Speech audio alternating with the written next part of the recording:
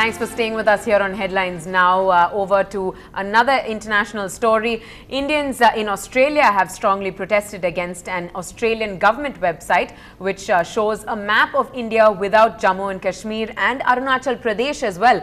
They have issued a press statement asking the Government of Immigration and Citizenship Australia to correct the map on its website.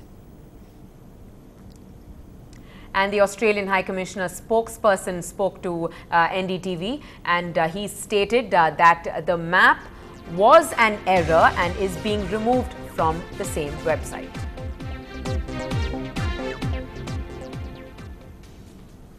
And fighting back all the bad press it has been getting, the Congress is launching a campaign to expose the allegedly communal forces behind Anna and Ramdev.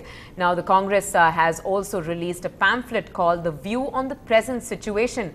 During the campaign, senior leaders will hold media interaction across the country. There will also be some rallies. Speaking in Kolkata, Pranab Mukherjee said just because 5,000 people were supporting something, it did not become correct, and it was wrong to misuse the right to protest.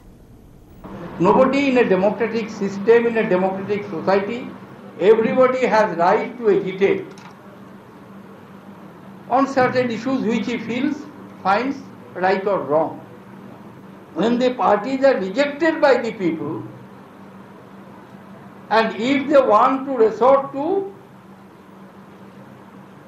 unconstitutional practice, it is totally unacceptable.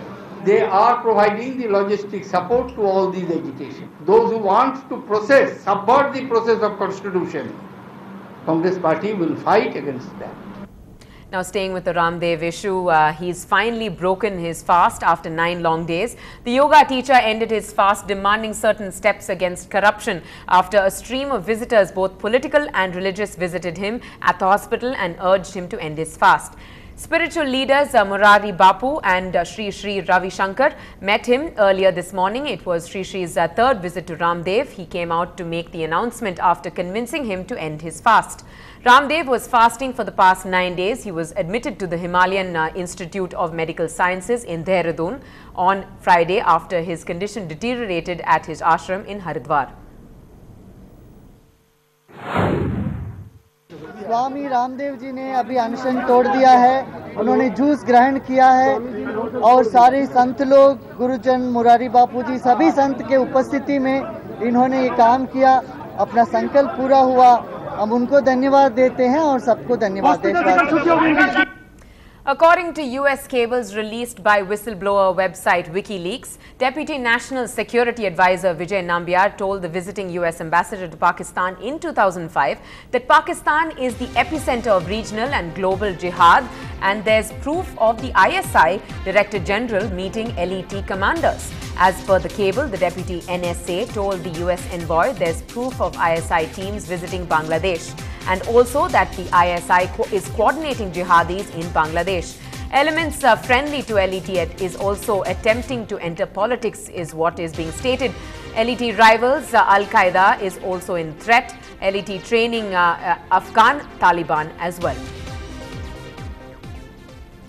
Now, the protests against the proposed POSCO plant in Orissa are refusing to die down. Children, women and men are face-to-face with police now over the land acquisition for the steel plant. Over 2,000 of them are lying down on the ground, forming a human barricade to prevent the police from entering into the area. Situation continues to remain tense. However, police action is not expected till the 17th of this month due to monsoon festival of Rajo. Meanwhile, more members of the civil society and activists are joining the protesters today to show their support.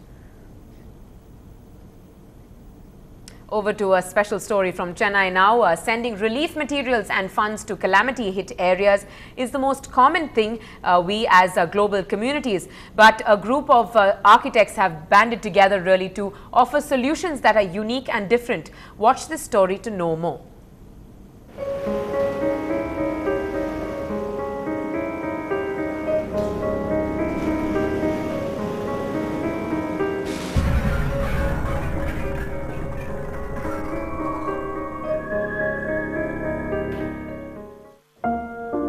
Open Japan might sound like a fancy tour promotion activity, but actually it is a community-driven platform that looks at offering innovative and sustainable design solutions globally.